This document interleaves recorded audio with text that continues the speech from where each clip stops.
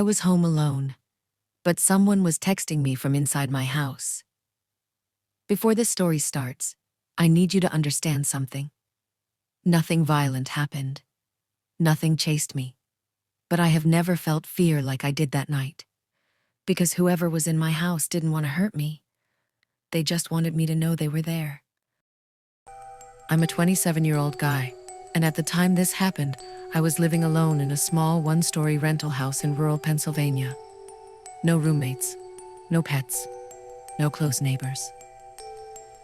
During the day, the place felt normal, quiet, boring even. But at night, the silence felt intentional. Like the house was waiting for something. That night, I remember checking the time before lying down.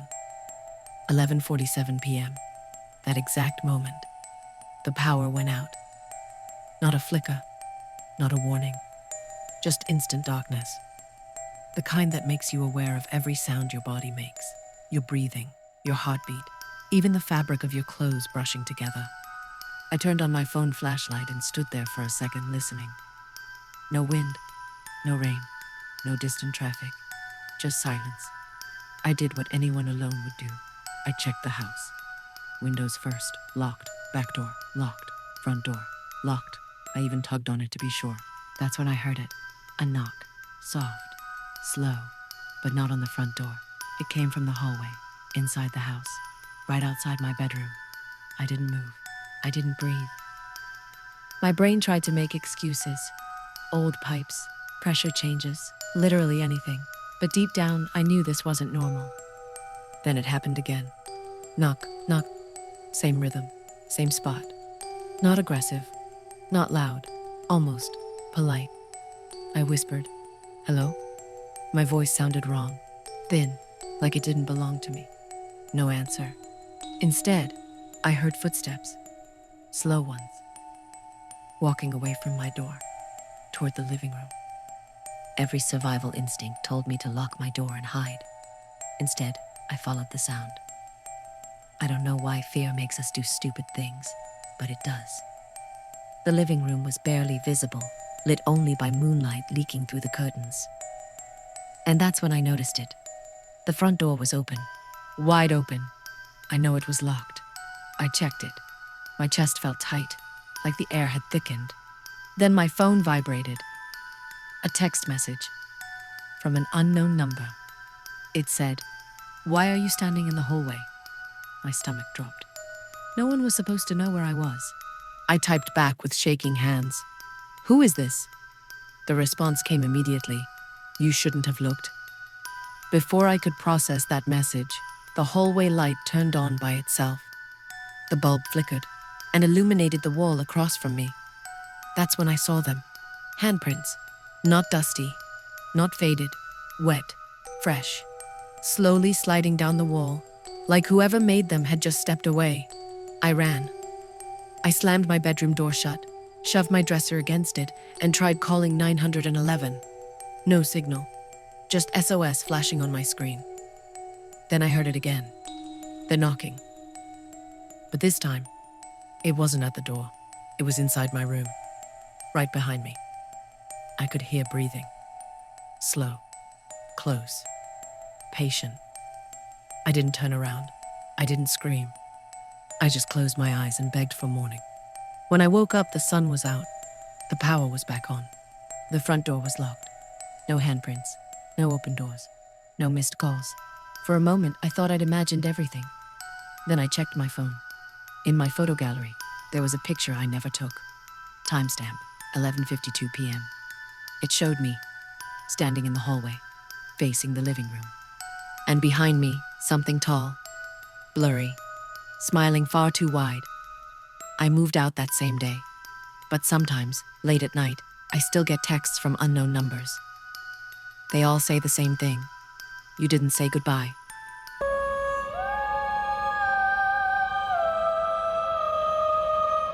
Stayed up all night alone because something was counting my steps. I want to make this clear before the story starts. I wasn't drunk. I wasn't sleep deprived. And I wasn't imagining things. Because whatever was in my house that night knew exactly how many steps I took. Pause 2 seconds. Story starts. This happened last winter when I was 29 years old and living alone in a small duplex outside of Portland, Oregon. It wasn't a creepy place. No history, no rumors.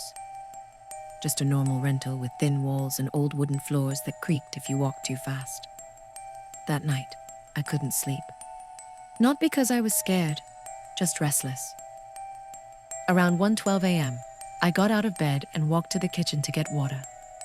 As I crossed the hallway, I counted my steps without thinking. 1, 2, 3, 4. I stopped at the sink. That's when I heard a voice behind me. Quiet. Clear. 5.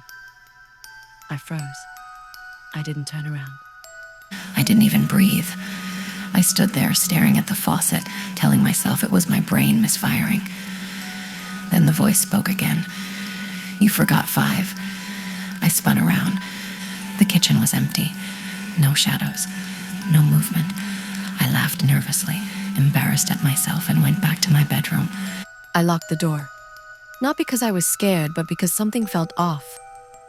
I lay in bed scrolling my phone when I heard it again. Footsteps. Soft ones. Walking slowly down the hallway. Then stopping. Right outside my bedroom door. And then 1. I sat up. My chest felt tight. 2. The voice wasn't whispering. It wasn't shouting either. It sounded patient, like it had all the time in the world. 3. The doorknob didn't move. The lock didn't rattle. It just stood there, counting. 4. I screamed, "Who is that?" Silence. Then, "You didn't move last time." I grabbed my phone and called my friend Mark. Straight to voicemail. Then I got a text. Not from Mark. From an unknown number. "We only count when you walk." My blood went cold. Another message followed. "Stillness makes us closer." I heard the bedroom floor creak. Inside the room, behind me. 1. I jumped out of bed and ran toward the door. As my feet hit the floor, 2, 3, 4. The counting sped up. The lights flickered. 5. The bedroom door slammed shut on its own. Then everything went quiet. No footsteps, no voice, just my breathing. I didn't move, not even an inch. Minutes passed, then hours. My legs went numb. My phone battery dropped to 1%. At 6:03 a.m., sunlight crept under the door. And finally, 6, from right next to my ear. I woke up on the bedroom floor. The door was open. The apartment was empty. No signs of forced entry, no strange messages, no unknown numbers. I moved out a week later. But sometimes, when I pace around my new place late at night, I lose count. And every once in a while, right after I stop walking, I hear it softly finish for me.